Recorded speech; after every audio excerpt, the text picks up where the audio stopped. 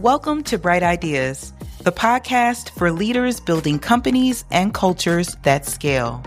I'm your host, Desiree B-Sharpe, keynote speaker and CEO of Color Vision Lab. If you're ready for unfiltered insights and strategies for building empowered teams and resilient businesses, you're in the right place. This is Bright Ideas, where leadership gets personal. Let's get into it. Well, this isn't the episode I thought I'd start with, but honestly, it's the one I felt people needed to hear the most.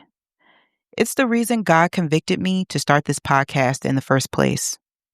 Not just to share strategies or interesting stories, but to offer something that might feel like a lifeline when everything around you is shifting. Before I found clarity again in my business, in my leadership, and even within myself, I had to lose a lot of things first. Control, certainty, and parts of my identity that I thought were required to be successful. And during that season of my life, I didn't just fall apart. I discovered who I really am and found deeper alignment that I believe could only come from God. So in this first Bright Bite episode, I want to take you back to where that unraveling began for me. I left the corporate world when I was 26 years old to become a full-time entrepreneur. I had $5,000 to my name, strong connections in the corporate space, and a deep passion for helping marginalized job seekers, especially Black women, land high-paying, purpose-aligned career opportunities. And then the pandemic hit and my business took off. Within 18 months, I had built a multiple six-figure, highly profitable career coaching firm from the ground up. I knew pretty early on that I was built for the entrepreneurial lifestyle. The creativity, the freedom, the wealth-building opportunities, the thrill of turning my ideas into offers that changed people's lives. I know that entrepreneurship isn't for everyone, but I knew in my heart that it was for me. Even in the low moments, like losing thousands on bad investments, battling debilitating anxiety, pouring time, energy, and money into launches that flopped. Then, having to make the gut-wrenching decisions to let team members go. Through it all, I held on to my vision. I still had that fire inside me, but nothing, and I mean nothing, could have prepared me for the breakdown that came after I became a mother. Like so many women, when I pictured pregnancy and motherhood, I imagined the romanticized version. You know, the baby bump pics, the beautifully curated nurseries, all the parts that feel good.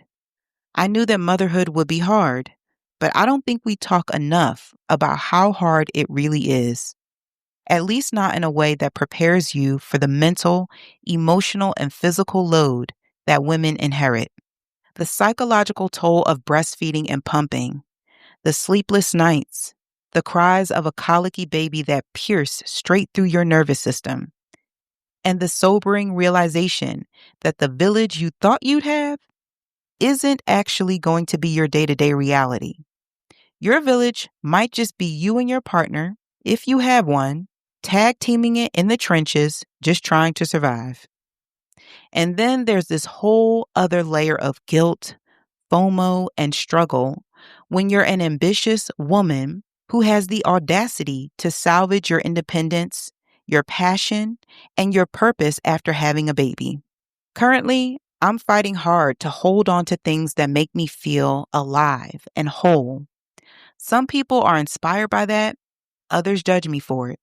To be honest, for most of my maternity leave, I felt invisible to the business world.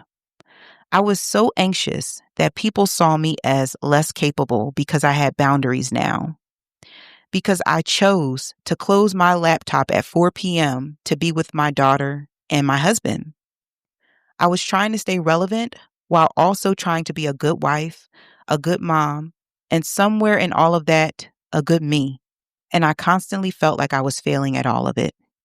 During that same season, I was also estranged from my mother, my only living parent, which made postpartum feel like a much darker, lonelier place. My business was struggling after I lost major contracts in the wake of executive orders targeting diversity, equity, and inclusion work, and I had no idea what the future looked like. I had reached the lowest low I've ever felt, and I had these feelings of just wanting to escape. I'm certainly in a better headspace now, but I was and still am grieving. Grieving the business that used to work well for me and no longer does. Grieving the version of myself I used to recognize. Grieving the relationship with my mom that I wish I had and desperately need. In the midst of so much loss and pain, God has been showing me how He's using my suffering to prepare me for a new chapter of leadership. And as I look back on my postpartum breakdown, there are 3 powerful lessons I want to leave you with. Lessons that have shaped, or reshaped actually, how I lead, live, and love. Number 1, seasons of stillness are strategic, not stagnant. We live in a culture that is so obsessed with achievement, where everything is about chasing the next milestone, the next million, the next big move. But real wisdom is learning to adjust your energy and expectations to match the season of life you're in. If you're feeling uninspired, if your ideas aren't landing, if the connection with your team or your work feels off, that's typically not a sign to push harder. It may be God's way of telling you it's time to hit pause. Pause to think, pause to feel, or to heal. Because the clarity and alignment you're searching for will not come through grinding. It comes through grace. Trust what your body and spirit are telling you. You know what you need, so honor it. Number 2, letting go makes room for alignment. During wilderness seasons, it can feel like God has forgotten about you. But in reality, He's preparing you. Preparation requires submission.